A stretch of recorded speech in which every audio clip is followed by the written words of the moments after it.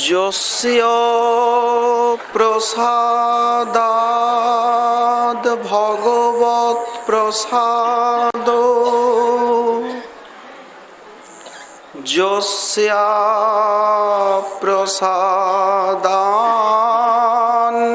প্রসাদান্যগতি কুতপি ধ্যেয়ং স্তুবম স্তস্য যশস্ত্রিসন্ধম বন্দে গুরো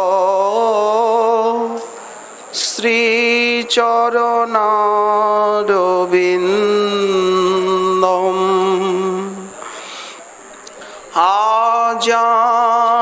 আজানুলম্বিত ভুজৌ কনকাবদাতো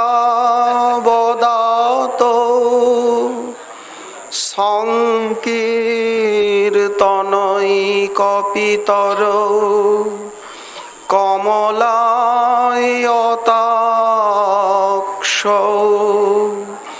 বিশ্বম্ভরৌ দ্বিজবরৌ যুগধর্মপালৌ বন্দে জগৎপ্রিয়করৌ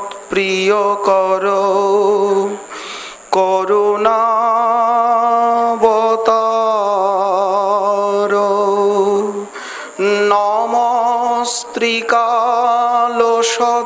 নমস্ত্রিকালসত্তায়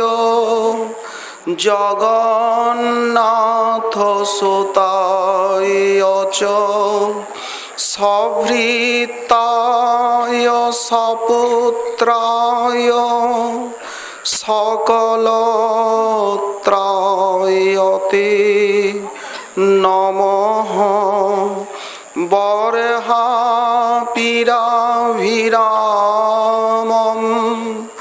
মৃগমদতিলকং কুণ্ডলাক্রান্ত গণ্ডং কঞ্জাক্ষং কম্বুকণ্ঠম স্মিতশোভগমুখম স্বাধরেণস্তবেনম শ্যামং শান্তং ত্রিভঙ্গং রবিকরবসनं ভূষিতং বৈজয়ন্তা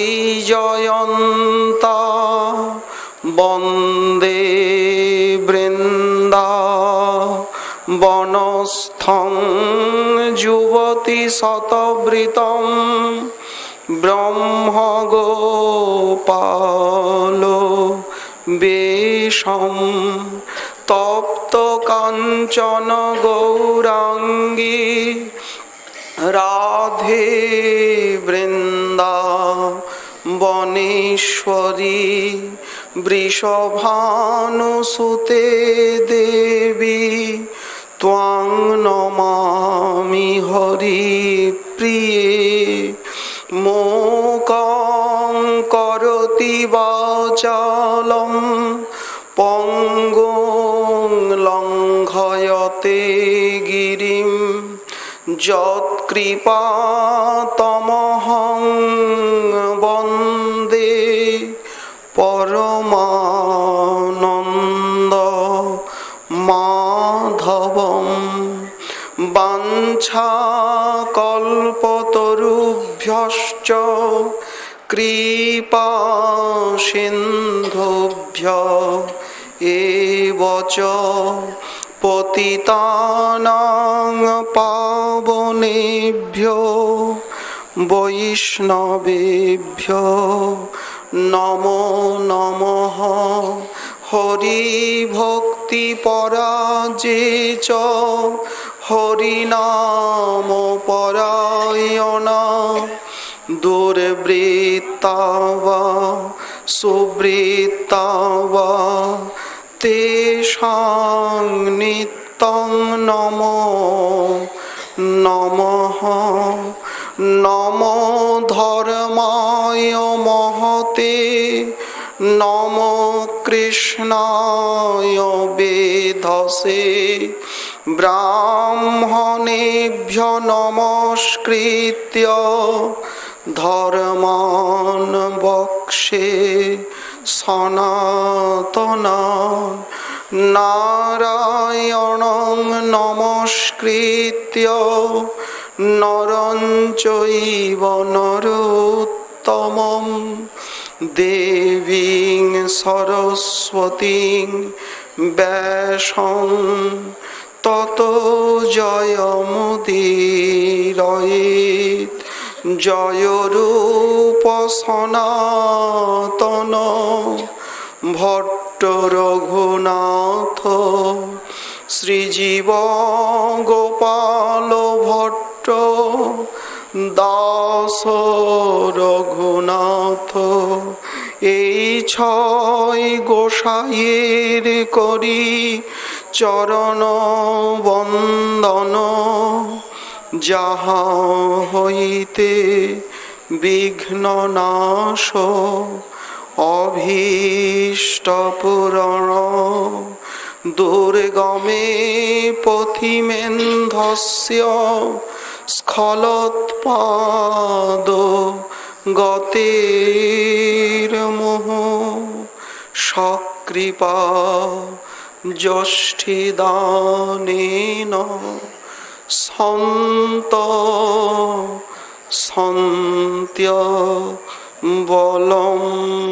সন্ত্যবলম্বনম।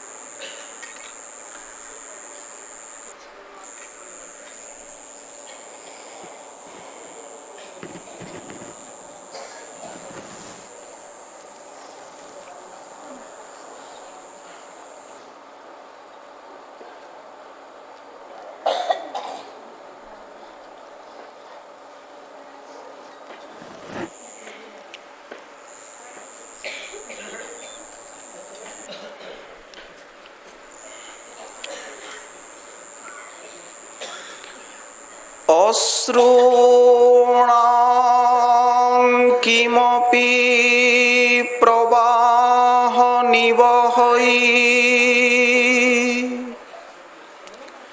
ক্ষৌণিং পুরঃ পঙ্কিলা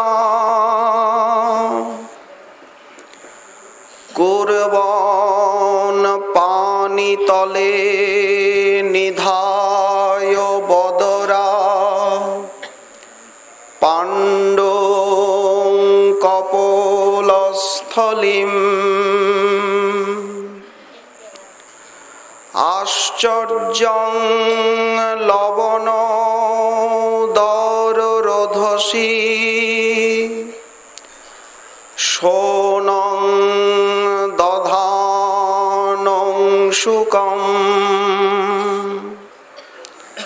গৌরী ভূয় হরি স্বয়ং বিতনুতে রাধা পদাব্জে রত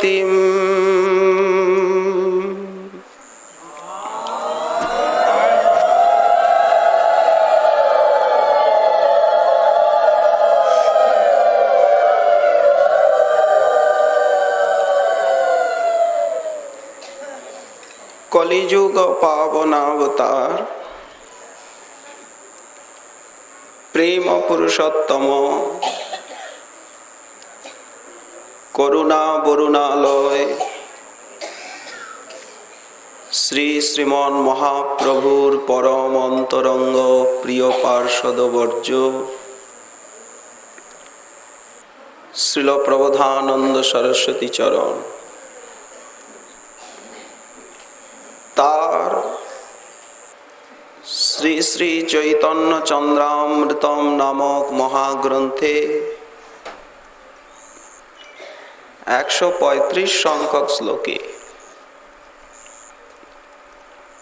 মহাপ্রভুর যে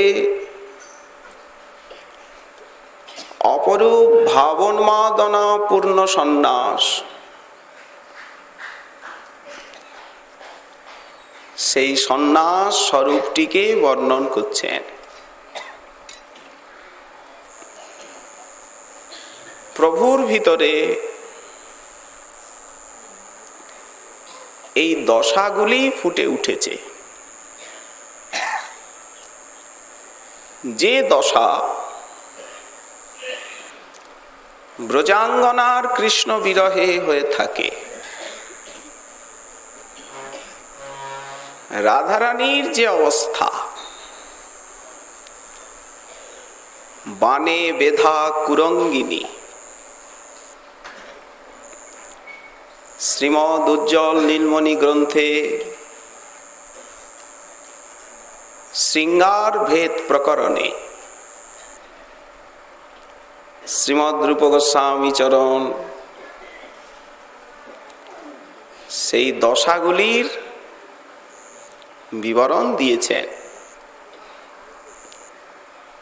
গৌড়ীয় বৈষ্ণবকে খুঁটিয়ে এই জিনিসগুলি অনুশীলন করতেই হবে।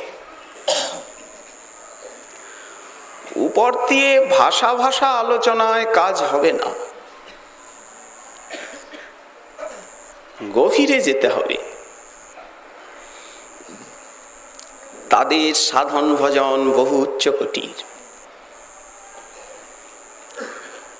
মহাপ্রভুর আচার এবং বিচার শ্রুতি শেখরে বিচরণ। প্রবোধানন্দ সরস্বতীপাদ বলেছেন যে মহাপ্রভুর আচার এবং বিচার বেদ অশীর্ষে বিচরণ,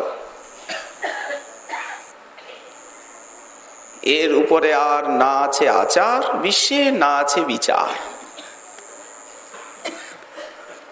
ব্রহ্মার দুর্গম এই ভক্তি সিদ্ধান্ত মাধুরী। যখন শ্রীমৎ সনাতন গোস্বামী চরণকে মহাপ্রভু শিক্ষা দিলেন কাশীতে, তিনি শুনে বিস্মিত হয়ে বললেন, তুমি যে আমায় শিক্ষা দিলে প্রভু, এ তো ব্রহ্মারও অগোচর।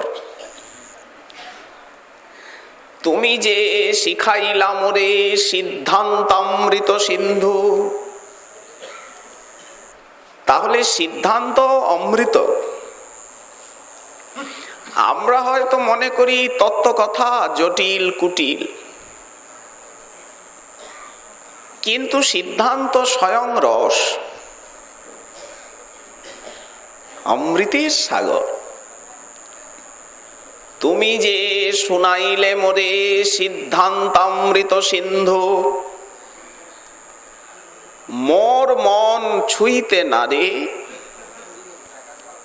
তার এক বিন্দু। সিদ্ধান্তের কত গরিমা। চিত্ত দৃঢ় হইয়া লাগে মহিমা জ্ঞান হইতে। আগে সিদ্ধান্ত জ্ঞান। তারপরে সাধন ভজনের আরম্ভ হয়। ভিত্তি ওটি। সদাচার, সিদ্ধান্ত, আনুগত্য, তিনটি ভক্তি সাধনার প্রাণ বস্তু। গঙ্গা, যমুনা, সরস্বতীর মতো ত্রিবেণী মহাসঙ্গম,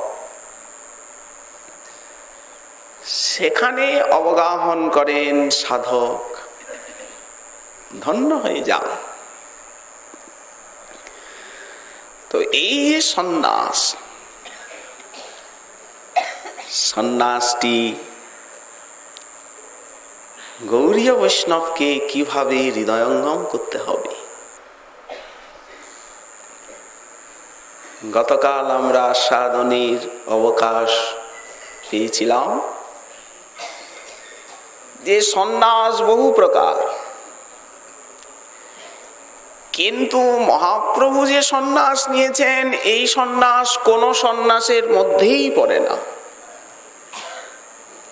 বিলক্ষণ। আরো চমৎকার কথা হচ্ছে এই যে মহাপ্রভু তো সন্ন্যাস নিলেন, কিন্তু তার পার্ষদগণ কেন নিলেন না?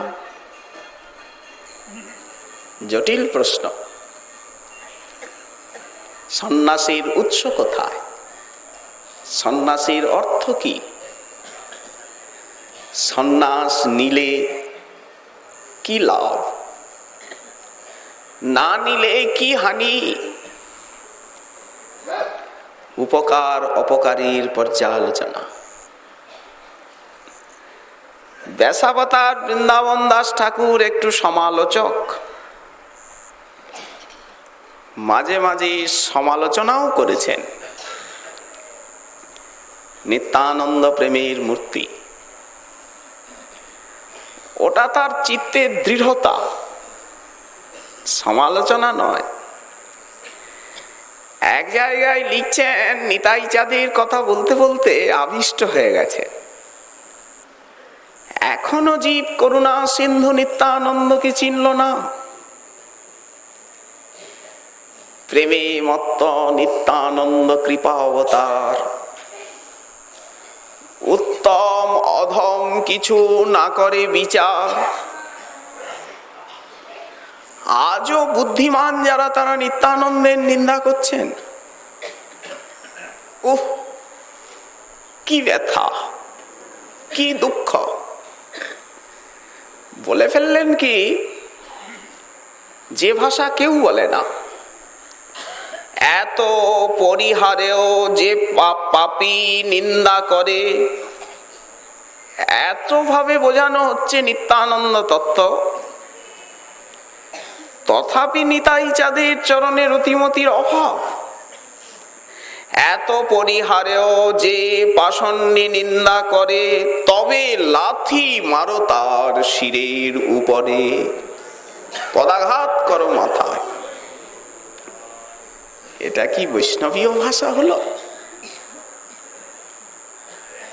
আসলে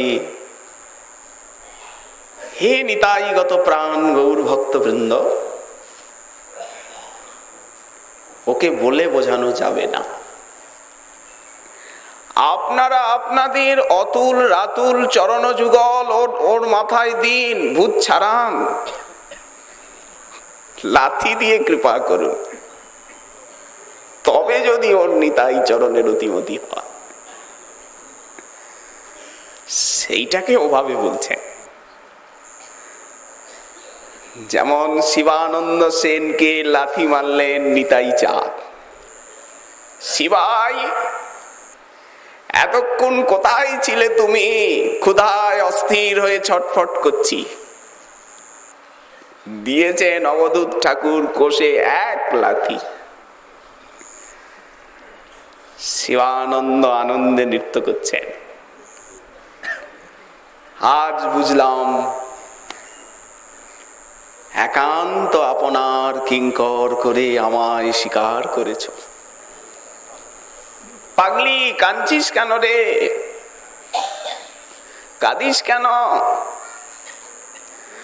অবধূত ঠাকুর বলেছে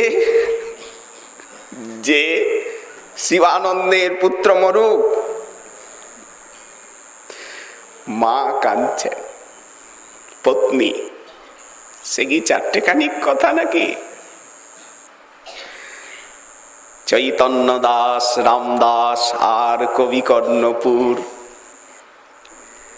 শিবানন্দের 3 পুত্র বন্দিব প্রচুর। অভিশাপ আওড়াচ্ছেন নিতাই চা, ক্ষুধায় অস্থির হয়ে ঘাটি সমাধানে বিলম্ব হয়েছে। দেখুন কৃপা, ধন্য করুণা। তো মহাপ্রভু সন্ন্যাস নিলেন, কিন্তু ভক্তগণকে এত চেষ্টা করেও সন্ন্যাস নেওয়াতে পারলেন না কেন? শ্রীবাস, তোমার এত বড় সংসার, 4 ভাই, এই পুত্র পৌত্র, এত তোমার বংশলতা, তুমি কোনো কাজকর্ম করবে না আর ঘরে বসে দিনরাত এই হরিনাম, হরিকথা আর হরিসেবা, নৃসিংহের আরাধনা। বলি, তোমার এত বড় সংসার কিসে চলবে? চুপ করে আছে। তাহলে সন্ন্যাস নাও। শ্রীবাস বলে ফেললেন, সে অধিকার প্রভু আমার নেই। আচ্ছা, যিনি নারদাবতার, দক্ষের 20,000 ছেলেকে উনি বৈরাগী বানিয়েছেন, তার জন্য অভিশাপ মাথায় নিয়েছেন। ব্রহ্মার আদেশে দক্ষ প্রজাপতি 10,000 পুত্র উৎপন্ন করে হর্যর্ষ এবং সবলাস্য করে, যা তোরা তপস্যা কর, সৃষ্টি শক্তি লাভ কর। সারি সারি 10,000 পুত্র তপস্যা করছেন। দেবর্ষিপাদ নারদ এই অপরূপ দৃশ্য দেখে আর ভাবলেন, এরা করে কি? আহা, নয়ন জুড়িয়ে যায়, প্রজাপতি দক্ষের পুত্র এরা, তো আমারই তো ভ্রাতার পুত্র এরা। গিয়ে বললেন, বৎসগণ, তোমরা কি করছো এত সুকুমার বয়সে? বড্ড বিনয়ী। সবাই প্রণাম করেছেন। ঋষিবর প্রণাম, আশীর্বাদ করুন। পিতার আদেশে আমরা সৃষ্টি শক্তি লাভের নিমিত্ত তপস্যা করছি, তাই নাকি? সৃষ্টির রহস্যটা তোমরা জানো? ওটা একটা চাকা, ওর ভিতরে যদি কেউ ঢুকে গেল তো আর বেরোবার রাস্তা পাবে না। রাস্তা জেনে ঢুকতে হয় সংসারে। বেরোবার রাস্তা জানো কি? কাকে ঢোকবার পথ বলে, কাকে বেরোবার পথ বলে? পুনরপি জনমং পুনরপি মরণং পুনরপি জননী জঠরে শয়নম। বেরোবার রাস্তা জানা আছে কি? তা তো নেই।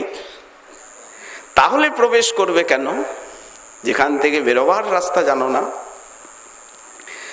যেমন হনুমান, জাম্বুবান, অঙ্গদ, এরা সব সীতার অন্বেষণে দক্ষিণে গিয়েছেন। যেতে যেতে একটা পর্বতের কন্দরায় দেখছেন সেখানের থেকে জলজ পক্ষী বেরিয়ে আসছে।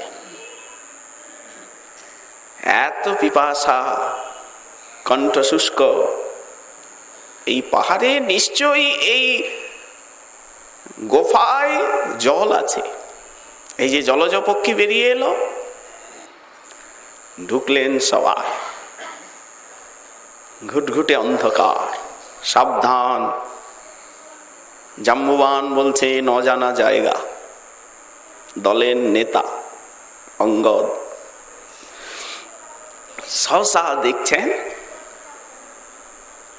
অদ্ভুত নানা রকম ভোগ্য উপকরণ সাজানো, মিষ্টি সুবাস, নানা মণিরত্ন, অপরূপ ফল, মিষ্ট পানক আদি। দেখে তো বানর জাতি ওরা লুব্ধ। জাম্বুবান বললেন, সাবধান বন্ধুগণ, এই পর্বত গোফায় কোনো প্রাকৃতিক সম্পত্তি এগুলো নয়। এই যে ফল ফলাদি দেখছ, নিশ্চয়ই কোনো দৈবী সম্পত্তি, কোনো তপস্যার প্রভাব। এটি না জেনে কিন্তু ছবে না। সহসা তারা চিন্তা করছিলেন, এই সময় এক তপস্বিনীকে দেখতে পেলেন। প্রণাম করলেন, মা তো কে আপনি? বৎসগণ, আমি তোমাদের উপরে প্রসন্না হয়েছি। ব্রহ্মার আদেশে আমি দীর্ঘদিন ধরে এখানে তপস্যা করছি। আমার নাম স্বয়ংপ্রভা। এই গোফায় প্রবেশ করবার কারো ক্ষমতা নেই, আর প্রবেশ করে এই গোফার থেকে কেউ কোনোদিন বেরিয়ে যেতে পারেনি। আগে তোমরা ভোজন পান করে নাও, তারপর আমি সব বলবো আমার কথা। আনন্দে আত্মহারা হয়ে, সে কি মিষ্ট ফল, ওগুলি তো দিব্য না। উনি শেষে বললেন, আমি সব জানি, বুঝতে পেরেছি তোমাদের উদ্দেশ্য। লঙ্কায় অবস্থিতিও বলে দিলেন। জানকীর, আপনি কি আমাদের কিছু সহায়তা করতে পারেন? বললেন, হ্যাঁ তা করব। কারণ আমার এই গোফার নিয়ম হচ্ছে, এখানে কেউ ঢুকলে আর সে বেরোতে পারবে না। তোমরা সবাই চোখ বোঝো, বোঝো চোখ। আমি যখন খুলতে বলবো তখন কিন্তু খুলবে। সবাই নেত্র নিমীলন করলেন। উনি করলেন কি, যোগ বলে তাদেরকে একদম সমুদ্রের পাড়ে এনে ফেললেন। অন্তর্হিত হয়ে চলে গেলেন। ওরা তো অবাক হয়ে ভাবছে, কোথায় পাহাড়ে ছিলাম, জঙ্গলে, আর মহা সিন্ধু সামনে। আশ্চর্য যোগবল। তো তেমনি সংসার একটা সেই মায়াবী গোফার মতো। ওখানে যে তোমরা ঢুকবে, বেরোবার রাস্তা জানো কি? তা তো জানি না।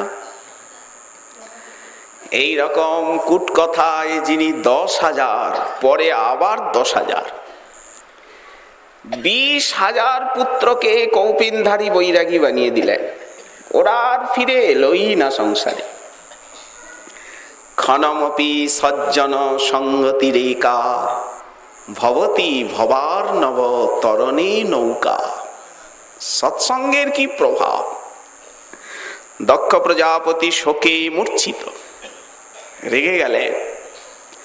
উনি ভাবলেন, যার 10,000 পুত্রকে সাধু বানালাম, বৈরাগী করে দিলাম, তার মনের অবস্থাটা এখন কিরকম? নিশ্চয়ই শোকাকুল। আর শোকসন্তপ্ত অবস্থায় যদি তাকে আমি একটু ভজনের উপদেশ দিতে পারি, বৈরাগী তাকেও বানাতে পারি, তাহলে কেমন হবে? আমারই তো ভাই। গেলেন, প্রচন্ড রেগে গেলেন। ওই যে অপরাধের অংশ এখনো কাজ করছে। অপরাধ এমন একটা জিনিস না, একবার যদি হয় না, তার থেকে ডাল লতা পাতা বেরোতেই থাকে, পোয়া বেরোচ্ছে। রেগে গিয়ে আর অভিশাপ দিলেন, তোমার মতো ধূর্ত লোক, সে যদি এক জায়গায় বেশিক্ষণ থাকে, সর্বনাশ ছাড়া আর কিচ্ছু করতে পারবে না। যাও, আজকের থেকে আমি অভিশাপ দিচ্ছি, তুমি মুহূর্তকালের বেশি কোথায় দাঁড়াতেই পারবে না, ঘুরে বেড়াও, ভবঘুরে হয়ে ঘোরো। উনি কৃতাঞ্জলি হয়ে আর সেই বরকে মাথায় নিয়ে নিলেন। সেই নারদই তো আজ শ্রীবাস পণ্ডিত হয়েছেন। নাকি আপনাদের কোনো সন্দেহ আছে, সংশয় আছে?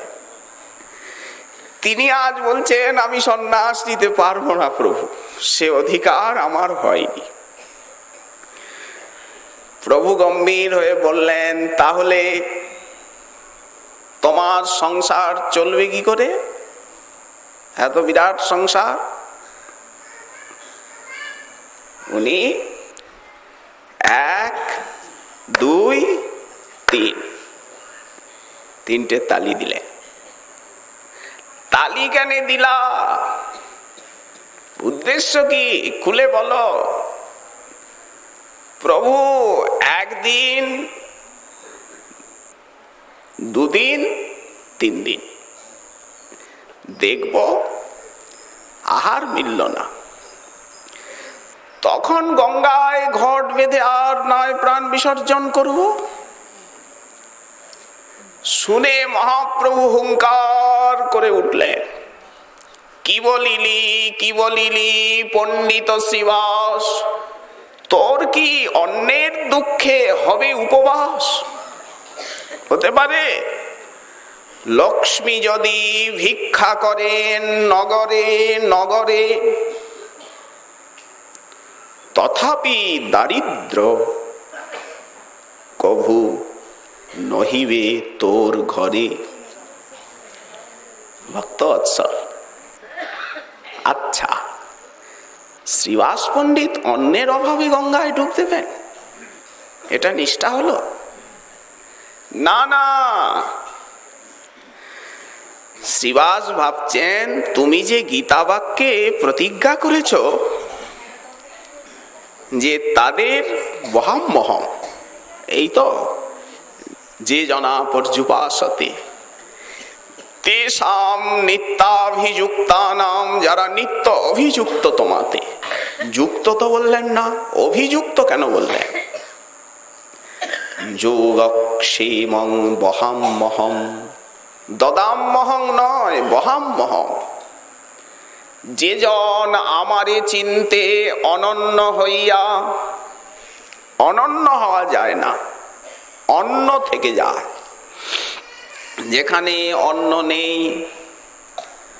অন্নাভিলাষিতা শূন্যম, সেইটি হচ্ছে অনন্য। তার অন্ন বহি আমি মস্তকে করিয়া, তো দেখব যে 3 দিনেও যখন অন্ন আমার কাছে এলো না, তার অর্থ এই যে আমার ভক্তি নাই, আমি অনন্য চেতা হতে পারিনি। অনন্য চেতা হলে তো আমার কাছে আসবে। পরীক্ষা করব সেদিন যথার্থ অনন্য চেতা হতে পেরেছি কিনা, নিত্যাভিযুক্ত হতে পেরেছি কিনা। শ্রীবাস, আমি যে প্রতিজ্ঞা করেছি তাও কি তুমি ভুলে গেলে? মা, মাগো, ঠাকুর কি নিষ্ঠুর ব্যক্তি, আমাদের মাথায় এই বড় বড় বোঝা দিয়ে আর উনি পাঠালেন। আমরা বললাম ছোট ছোট বালক, আমরা কি এত বোঝা বইতে পারি? ঠাকুর দয়া করেন। কি তোরা পারবি না বইতে? এই দেখুন উনি আমাদের পিঠে মেরেছেন, এই দেখুন এই দাগ।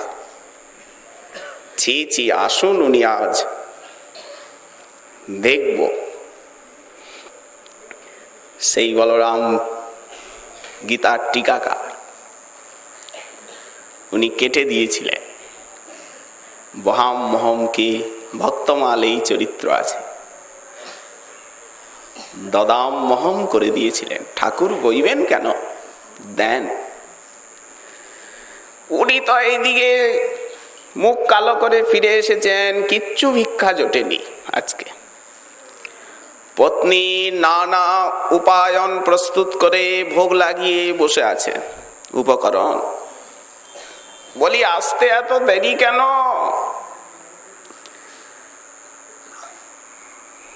তাড়াতাড়ি এসে প্রসাদ পাও। কোথায় ঘুরছিলে?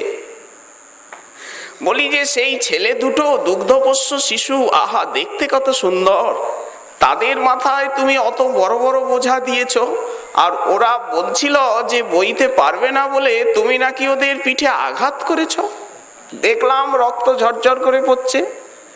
এত কঠিন হৃদয় তুমি কবে থেকে হলে? উনি তো হা করে আর আকাশ পাতাল ভাবছে। বলো কি? বলে আর বলি কি, ছেলে দুটো কিছুতেই দাঁড়ালো না। বললাম খাওয়া দাওয়া করে যাও। সঙ্গে সঙ্গে উনি ছুটে গেছেন। দেখি দেখি গীতার পুঁথি যেখানে ছিল,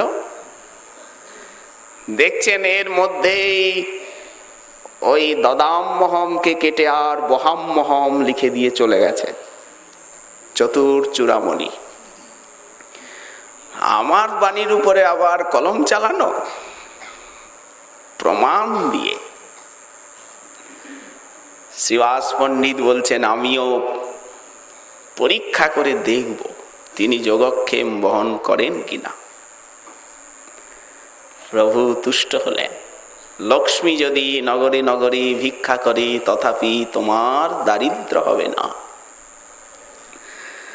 অদ্বৈত আচার্য প্রভু বললেন আমার সন্ন্যাসে অধিকার নাই, আমি গৃহী। বারবার উনি গৃহী অভিমানী পোষণ করতেন। শিবানন্দ সেন গৃহী,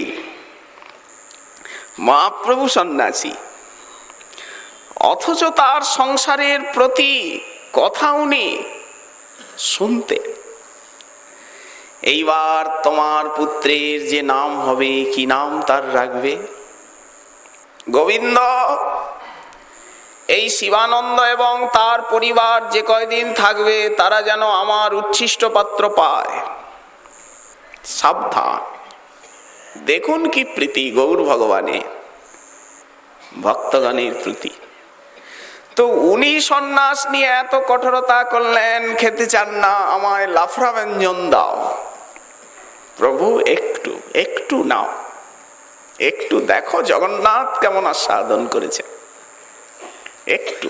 স্বরূপ জগদানন্দ অনুরোধ করেন, কিন্তু উনি মহাপ্রভুর হস্তে অল্প নাহি আইসে, এক এক জনার পাতে পঞ্চজনার ভক্ষ পরিবেশে।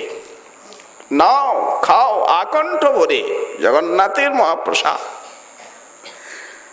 আবার নাম করে করে যে যেটা ভালোবাসে তাকে সেটা দিচ্ছেন। স্বরূপ ভট্টাচার্যকে এটা দাও, রামানন্দকে এটা দাও, বাসুদেব ঘোষকে এটা দাও। ইনি জানেন যে কে কোন বস্তুটি ভালোবাসেন, কোন প্রসাদ। আচ্ছা, উনি তো কাউকে বললেন না সন্ন্যাস নাও, সাজালেনও না কাউকে সন্ন্যাসী, অথচ নিজে সন্ন্যাসীর কঠোরতা এত পালন করলেন। রহস্য কি? গৌরীয় বৈষ্ণবকে এই রহস্য অনুধাবন করতেই হবে। কিন্তু একটা কথা, যে উনি সন্ন্যাস দিতে বললেন না, কাউকে সন্ন্যাস দিলেনও না, কিন্তু যে দেখা যায় এই যে আমাদের হরিদাস ঠাকুর, ইনি তো অকৃতদার। মহাপ্রভুর গণে হরিদাস ঠাকুর হচ্ছেন আদি বৈরাগী। হরিদাস ঠাকুরের আনুগত্যে সবাই চলেছেন। উনি তো সন্ন্যাস নেননি। তেমনি স্বরূপ দামোদর, তিনিও বৈরাগী। আমাদের রূপ সনাতনাদি আচার্যপাদগণ তারাও বৈরাগী। তাহলে এটা কি? যদি প্রশ্ন হয় এর সমাধান কি হবে? এই তো। তাহলে আমাদের যে শ্রী রূপ সনাতনাদি আচার্যপাদগণ, তারা তো বৈরাগী হলেন, তাহলে তাদের সেই বৈরাগ্যের রহস্য কি? অনেক কথা, সেগুলি আসলে তাদের যে বৈরাগ্য, এইটিও অলৌকিক আশ্চর্যকর ব্যাপার, এটি তো মানতেই হবে। আমাদের নামাচার্য ঠাকুর হরিদাস, তাকে আপনারা সন্ন্যাসী বলবেন না বৈরাগী বলবেন? কিন্তু তিনি তো অকৃতদার, যার একটুখানি সঙ্গ প্রভাবে লক্ষ লক্ষ যুবকের মতিভ্রষ্ট করেছে, লক্ষ হীরার পরিবর্তন হয়ে গেল। সেই দিনই আমি চলে যেতাম এই গোপা ছেড়ে। রামচন্দ্র খানের চরিত্র আমি জানি, কেবলমাত্র তোমার উদ্ধারের জন্য এখানে 3 দিন থাকলাম। একটুখানি সঙ্গের গুণ, যাও তুমি গৃহের দ্রব্য ব্রাহ্মণগণকে দান করে দাও, এক কাপড় পরে এই গোফায় এসে বিশ্রাম করো, হরিনাম করো। চলে গেলেন উঠে।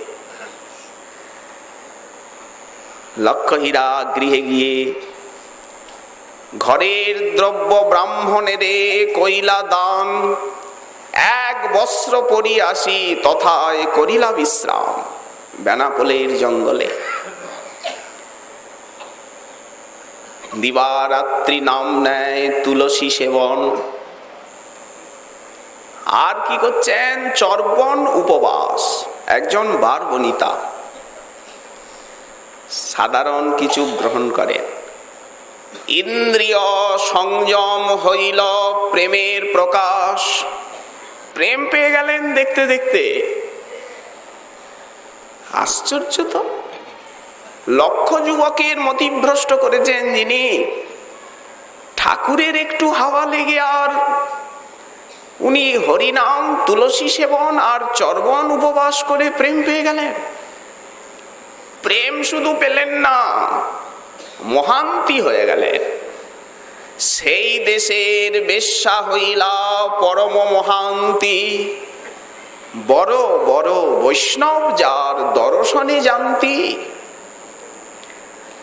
আচ্ছা, মহাপ্রভুর গণের ভিতরে হরিদাস ঠাকুরই আদি বৈরাগী, চির অকৃতদার, চির বিষয় বিমুখ, 1 খণ্ড কৌপিন মাত্র পরিধানকারী।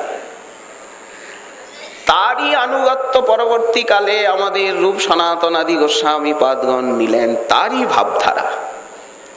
স্বরূপ দামোদর তিনিও বৈরাগী, ছোট হরিদাস সেও বৈরাগী। তো এদের যে বৈরাগ্য, আমাদের যে শ্রী রূপ সনাতন রঘুনাথ শ্রীজীব গোপাল ভট্ট, উত্তরকালের সিদ্ধ বাবাগণ বিশ্বনাথ বলদেব, তারাও বৈরাগী ছিলেন। এদের বৈরাগ্যের স্বরূপটা কি? একে কি সন্ন্যাস বলা হবে? এ বিষয়ে আলোচনা আরো গুরুগম্ভীর। আমরা বলেছি কর্মী জ্ঞানী যোগী তাদের সন্ন্যাস হয় না। কেন হয় না? সন্ন্যাস শব্দের ব্যুৎপত্তি আলোচনা করলে সম্যক রূপে ত্যাগ, এই তো সন্ন্যাস, বাইরে ত্যাগ নয়। শ্রীমদ্ ভগবদ গীতা বললেন মিথ্যাচারী সহুচ্যতে, যে বাইরে ত্যাগের অভিনয় করে অন্তরে বিষয়ের চিন্তন, তার থেকে বিষয়ে থাকা অনেক ভালো। ধর্মধ্বজী বলা হয়েছে, বিড়াল তপস্বী, তীর্থ কাক। তীর্থে আছি কিন্তু কেমন আছি? কাকের মতো। কাক যেমন গঙ্গার তীরে থাকে, দেখবেন গঙ্গার উপরে কাক উড়ে যাচ্ছে। যে গঙ্গার একটু জলকণা স্পর্শ মাত্রে জীবের ভববন্ধন মোচন হয়। হে মাত তব জলকণা পীত, কি পরং পদং তেন গৃহীত। হে মাত তব স্রোতসী স্নাত, পুনরপি জননী জঠরে ন জাত। আচার্য শঙ্করের গঙ্গাষ্টক। তো সেই গঙ্গার উপরেই তো কাকগুলো, এই যে কোথায় মরা ভেসে যাচ্ছে পচিত সেই পচা গলা, তার অন্বেষণ করছে কাক। তেমনি তীর্থে অবস্থান করলে হবে কি, কদর্য বৃত্তি যদি হয় তাহলে তাকে বলা হয় তীর্থ কাক। তীর্থে কাকবৎ নিবসতি তদ্বৎ অনবস্থিত ইত্যর্থ। যেভাবে তীর্থে থাকা উচিত সেভাবে থাকেন না, কাক প্রকৃতির। আচ্ছা, মিথ্যাচারী বলা হলো শ্রীমদ্ ভগবদ গীতায়। এখন প্রশ্ন হচ্ছে যে সম্যক রূপে ত্যাগ, কিন্তু ত্যাগ কখন হয়, কি পরিস্থিতিতে ত্যাগ আসে?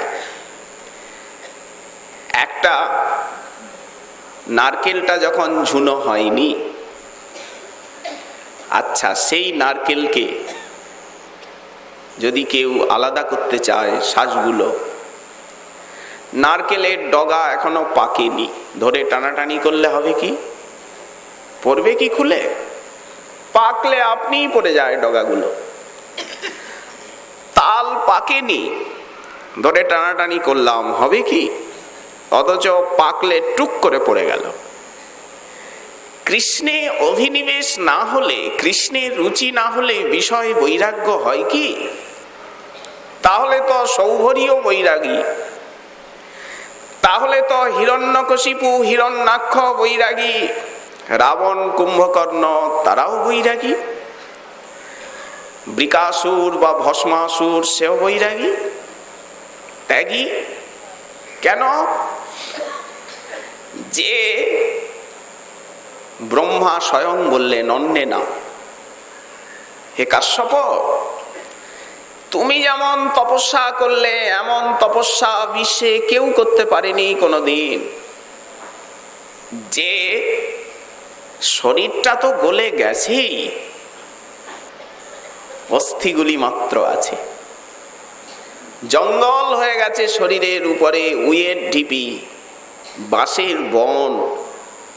ব্রহ্মা দেখতে পাচ্ছেন না কোথার থেকে শব্দটা আসছে, কমণ্ডলুর জল ছিটা দিলেন, তখন তো বেরিয়ে এলেন হিরণ্যকশিপু।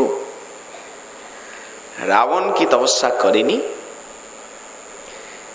বৃকাসুর হিমালয়ে গিয়ে নিজের শরীরের মাংস কর্তন করে করে করে করে আহুতি দিচ্ছে, কম ত্যাগ? শেষে মহাদেব প্রসন্ন হচ্ছেন না, মস্তকটা ছেদন করে আর আহুতি দেবে যজ্ঞকুণ্ডে। শ্রীমন মহাদেব আশুতোষ এসে হাত ধরলেন, বৎস করো কি, কি বর চাও, এত কঠোরতা কেন? দেখুন হৃদয়টা কেমন। বললেন আমি যার মাথায় হাত দেব সে যেন ভস্ম হয়ে যায়। সর্বনাশ! এই যে সর্পকে দুগ্ধ দিয়ে পোষণ করা, এখন বলে ফেলেছি দেব, কি করে না করি? আচ্ছা, যিনি শরীরের প্রতি মমতা হারাতে পেরেছেন, নিজের মাংস কর্তন করে করে আর আহুতি দিচ্ছেন, মস্তকটা ছেদন করে দিতে প্রস্তুত, প্রাণ আহুতি দেবেন, তার চিত্তটা শুদ্ধ হয়নি? এত কলুষিত হৃদয়, উদ্দেশ্য কি তার?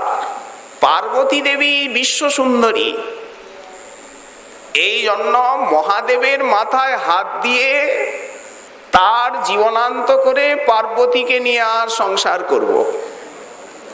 দেখুন অসুরের স্পর্ধা। একে কি বৈরাগী বলা হবে? একে কি ত্যাগ বলা হবে? বললেন ত্যাগ নয়, এই জন্যই গুণত্রয় বিভাগ যোগে শ্রীমদ্ ভগবদ গীতায় ভগবান বললেন এগুলি তামসিক আচার। তপস্যাও 3 প্রকার, ত্যাগও 3 প্রকার, সাত্ত্বিক ত্যাগ, রাজস ত্যাগ, তামস ত্যাগ। আর ভক্তির যে ত্যাগ এ সম্পূর্ণ আলাদা। আমাদের যে শ্রী রূপ সনাতনাদি গোস্বামী পাদগণের যে ত্যাগ ন্যাস, এই ন্যাস জীবের বুদ্ধির অগোচর। ছেঁড়া কাঁথা, ন্যাড়া মাথা, মুখে কৃষ্ণ গুণগাথা, পরিধানে ছেঁড়া বহির্বাস, এটা কি ত্যাগ? একে ত্যাগ বলে? অনেক উপরের বস্তু এটি। কভু কান্দে, কভু হাসে, কভু প্রেমানন্দে ভাসে, কভু ভিক্ষা, কভু উপবাস। গিয়া গোসাই সনাতন প্রবেশিলা বৃন্দাবন, রূপ সঙ্গে হইল মিলন। ঘর্ম অশ্রু নেত্রে পরে সনাতনের পদ ধরে, কহে রূপ গদ গদ বচন। এই ত্যাগ বিশ্বের ইতিহাসে অত্যন্ত বিরল। গৌরাঙ্গের যত গুণ কহে রূপ সনাতন, হানাত হানাত বলি কাঁদে। ব্রজপুরে ঘরে ঘরে মাধুকরী ভিক্ষা করে। যিনি ব্রজবাসীর ঘরে ঘরে ভিক্ষা করছেন তিনি পরশমণিকে কি করে ছুঁড়ে ফেলে দিলেন? ছুলেন না, ছোব না, আমি স্নান করতে হবে, বুড়ো হয়েছি, এই শীতকাল যমুনার ঠান্ডা জলে স্নান করতে পারবো না অসময়ে, তুমি খুঁজে নাও। সেই মানকরের ব্রাহ্মণকে বললেন তো। সম্রাট আকবর বারবার বারবার একটু দর্শন চান। শুনেছেন উনি এই রকম গৌড়ের বাদশাহের মন্ত্রী প্রবর এখন এই ফকিরাবাদে নিবাস করছেন। সেকালে এই স্থানের নাম তিনি দিয়েছিলেন ফকিরাবাদ, ফকিরদের বাসভূমি। গোস্বামী পাদ সংকুচিত হন, উনি দর্শন দিতে চান না। এই প্রার্থনা, আপনি বারবার আমার কাছে আসবেন না, কিছু সেবা অন্তত নিন, আপনি একটু আদেশ করুন, আপনার কি সেবা করতে পারি। একদিন উনি বিরক্ত হয়ে বললেন, যমুনার এই ঘাটটুকু একটু যদি সংস্কার করে দেওয়া হয়। কিন্তু সম্রাট আকবর মাথায় হাত দিলেন, ঠকিয়ে দিলেন আমায়। এই ঘাট সংস্কার করবার মতো ক্ষমতা আমার নেই। ধামের একটু কৃপা হয়েছিল। শেষে গোস্বামী পাদ একটা দানি তার কাছে নিলেন। সেটি হচ্ছে, দেখুন এই ব্রজে যেন কোনো প্রকার জীব হিংসা না হয়, জীব হিংসা নিষিদ্ধ হয়। এখানে শিকার চলবে না, কোনো প্রকার জীব হিংসা চলবে না। আচ্ছা, সম্রাট আকবর সেই সময়ে স্থানে স্থানে শিলালিপি তিনি খোদিত করে দেন। এই ফকিরাবাদে কোনো প্রকারে কেউ জীব হিংসা করতে পারবে না। তার পরবর্তীকালে যখন ব্রিটিশ পিরিয়ড আসে, তখনও কিন্তু সেই নিয়ম এখানে প্রচলিত ছিল। আজও সেই শিলালিপিগুলি কয়েকটি স্থানে ব্রজের আছে। এতটুকু মাত্র, আপনি আর দয়া করে বারবার আমার কাছে আসবেন না, আমি কাঙাল ভিক্ষুক, একটু নির্জনে সাধন করতে দিন। এনাদের যে ভাব এবং আদর্শ বা ত্যাগ, ছিন্ন বস্ত্র বাজে গায়ে, ধুলাতে মলিন কায়, এই অবস্থা তো। কণ্টকে বাজয়ে কভু পাশ, এ রাধা বল্লভ দাস, মনে বড় অভিলাষ, কবে হব তার দাসের দাস।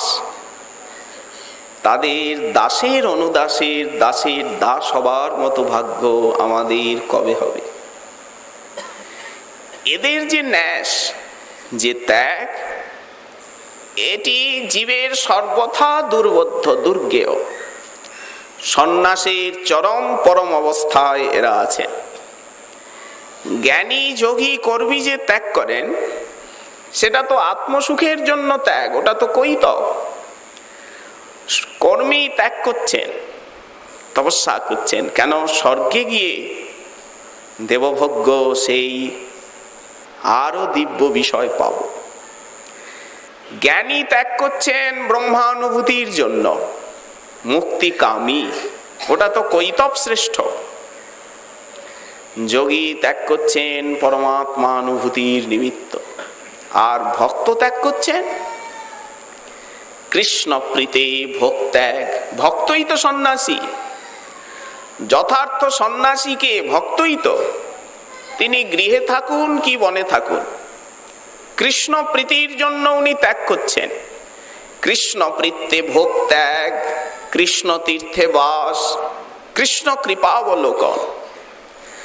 তাহলে ভক্ত, সব ভক্তই সন্ন্যাসী? বললেন হ্যাঁ, সমস্ত ভক্তই সন্ন্যাসী।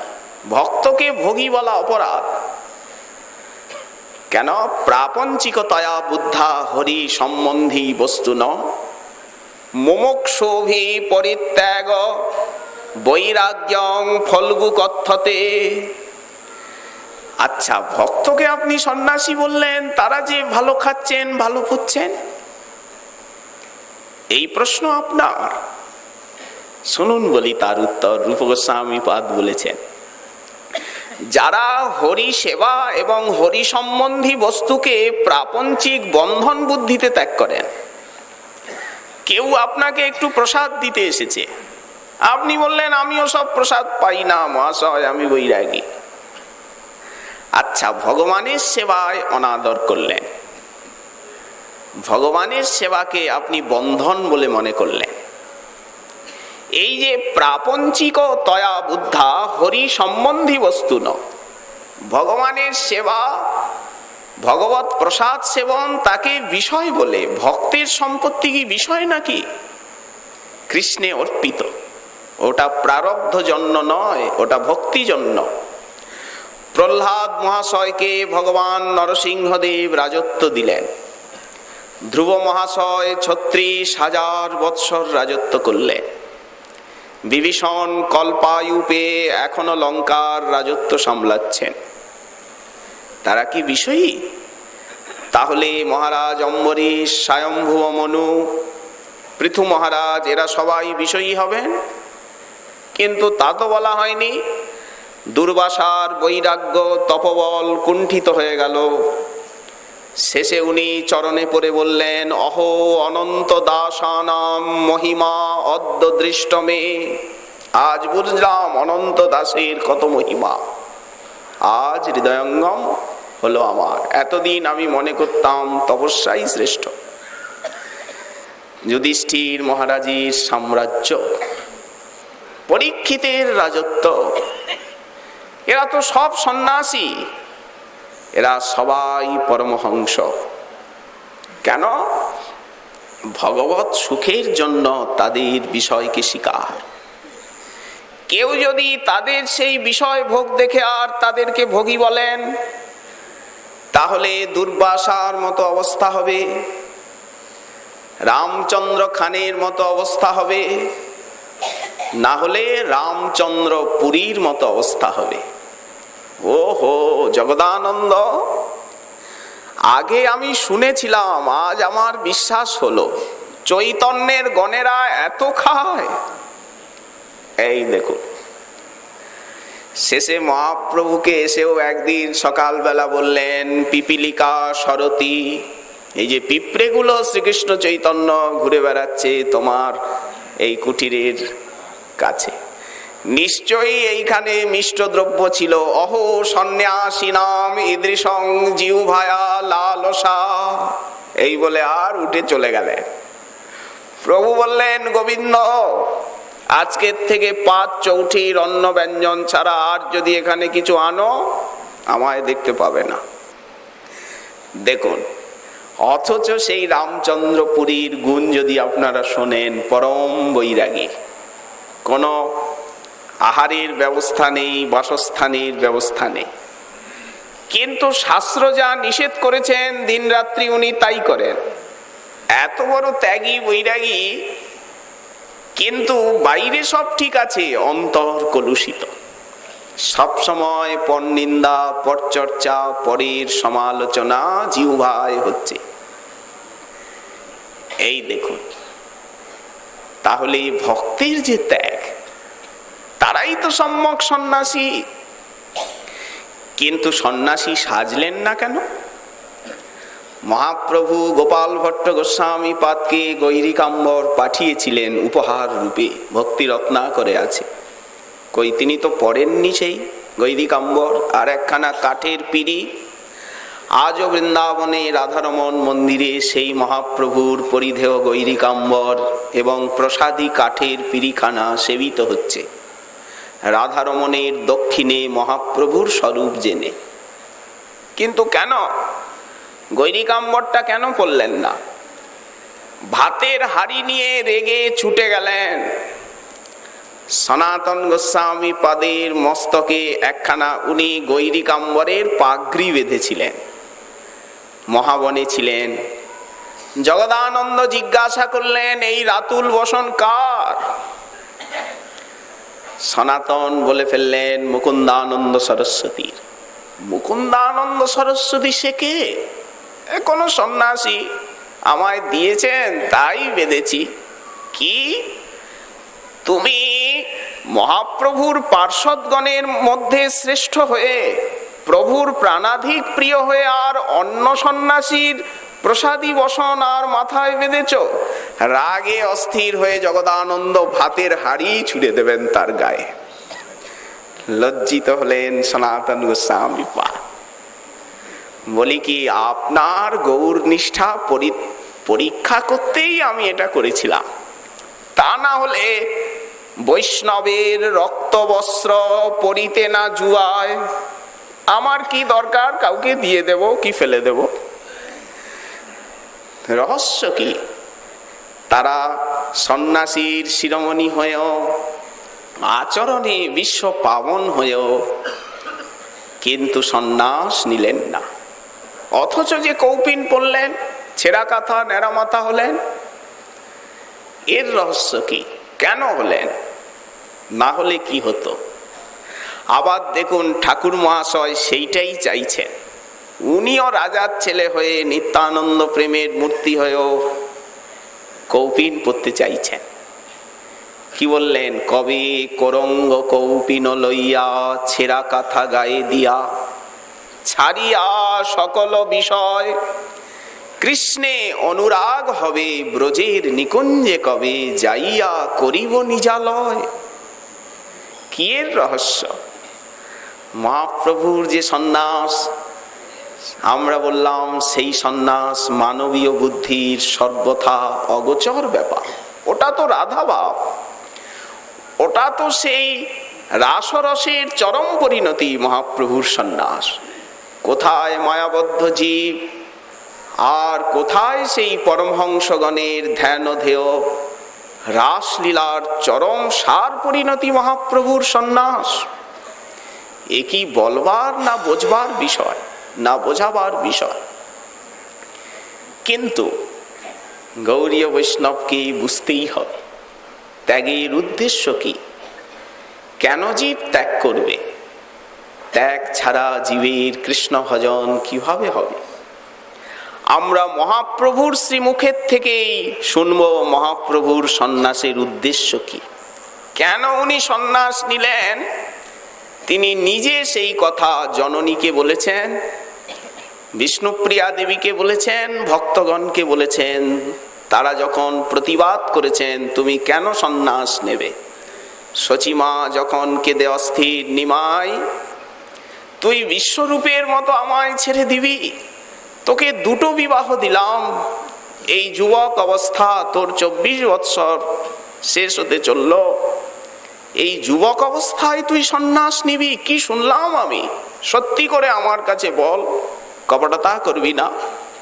যেদিন প্রিয়াজি চেপে ধরলেন, তোমায় বলতেই হবে, এই যে আমি শুনছি নাকি তুমি সন্ন্যাস নেবে, কেন নেবে? কি প্রয়োজন তোমার? নিতাই চাঁদ ধরলেন। গদাধর বললেন, তুমি সন্ন্যাস নেবে? রেগে গিয়ে প্রথমেই তো জননী বধের ভাগী হবে। জননীকে বধ করে আর কৃষ্ণ ভজন হবে তোমার? ভক্তবৃন্দ মরে যাবে। তুমি বলছো প্রেম ধন অর্জন করতে সন্ন্যাস নেবে।